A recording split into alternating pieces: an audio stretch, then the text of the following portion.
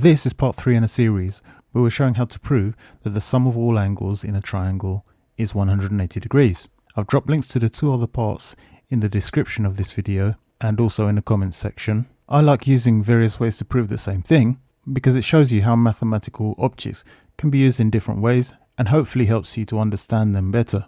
If you've seen triangle proof number 2, you'll notice that there are some similarities in how we approach the proof. The previous proof was based on having the long edge as the base of the triangle, but in this proof we are using one of the shorter edges as the base of the triangle, and that means that we have to approach the proof in a slightly different way. So feel free to check out the other proof to see how we handle these 2 different scenarios. So let's begin proof number 3. I'm going to start with a triangle lying on one of its shorter sides, and we'll call that side the base. Now I'm going to place a triangle inside a quadrilateral. I've arranged this so that one side of the triangle is the diagonal of the quadrilateral. The width of the quadrilateral is B, and the height of the quadrilateral is A, and adjacent sides of the quadrilateral are perpendicular. This could either be a square or a rectangle. The lengths of the edges are unimportant. Because adjacent edges are perpendicular, that means that the internal angles of the quadrilateral are 90 degrees, and we're going to exploit that property to find the angles outside and inside of the triangle, and we're going to use that information to work out the sum of angles.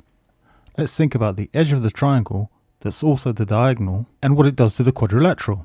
It joins 2 opposite corners, and hopefully you know that in a quadrilateral that has opposite edges that are parallel to each other, the diagonal that joins opposite corners splits that quadrilateral into 2 equally sized triangles. And if you ignore the left edge of the inner triangle, we can see that these 2 large triangles are identical because they have the base B and width A, and the diagonal is the other edge of both triangles, and since all 3 of their edges are the same length, they must be congruent triangles. That is, they are identical in size. I'm going to highlight an angle that's between the outside edge of the triangle and the left side edge of the quadrilateral, and I'm going to give that angle the label X. This angle is within the large left hand side triangle and is opposite the edge B, but because these 2 large triangles are identical, in the right hand side large triangle, the angle which is opposite the edge B must also have the value X. Now, because of the right side edge of the inner triangle, this new angle is a composite angle. The value of the entire angle is X, but I'm going to express it as a composite angle. First, let's highlight the smaller side of the composite angle. I'm going to say that the value of this small angle is Y. Because the value of the original angle was X, to get the value of the left part of the angle, we simply have to subtract Y from X. And that gives X minus Y for the other part of the angle. The original value was X, and if you add these 2 together, X minus Y plus Y, you get the original value. Now let's focus on the first X angle that was formed by the left edge of the inner triangle and the left edge of the quadrilateral. Let's look at the angle on the right hand side that is adjacent to this X angle. You can see clearly that we have another composite angle, and that these 2 angles make up 90 degrees because they make up the corner angle of the quadrilateral. The yellow angle is X, and for the composite angle to equal 90 degrees, the blue angle has to have the value 90 minus X. Adding the value of these 2 angles together will give you 90 degrees.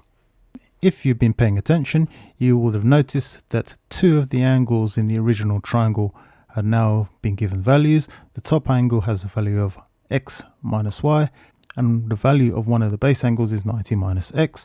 We just need to find the value of the third angle. In order to do this, I'm going to turn this other base angle into another composite angle by drawing a line from the edge of that triangle's base parallel to the right edge of the quadrilateral. Now, because these 2 lines are parallel, the distance between them remains constant, and what we've done is created a smaller rectangle within the larger rectangle. But this time the left edge of the internal triangle goes from one angle inside this rectangle to the opposite angle, which means it's a diagonal, and we already know that a diagonal splits a rectangle into 2 equally sized triangles. If you look at the triangle at the right hand side of this smaller rectangle, the angle that's opposite the shortest edge of the triangle has the value Y. So in the other triangle, the value of the angle that's opposite the shortest edge must also be Y. Let's mark that angle. Now on the left hand side, the angle adjacent to this angle whose value is Y is a 90 degree angle because it is between the base of the triangle and the line that's perpendicular to it. Let's show this angle. The value of this angle is 90 degrees. Let's just remove most of this perpendicular line, and the other part of the angle has the value y. We now have the value of all of the angles in the original triangle. Let's remove the quadrilateral and any angles we no longer need, and we can now figure out the sum of the angles. The value of the base angle on the left is 90 minus x. Then there's a composite angle on the right hand side of the base, so we add the first part, which is 90. We add the second part, which is y, and finally the top angle, we add x and subtract y. Hopefully you can see that the plus y and the minus y cancel, and the minus x cancels with the plus x, and that leaves us that the sum of the angles in this triangle is 90 plus 90, which equals 180 degrees. And there's our proof. The sum of all angles in a triangle is 180 degrees. So that's proof 3 complete. That's it for now. Thanks for watching.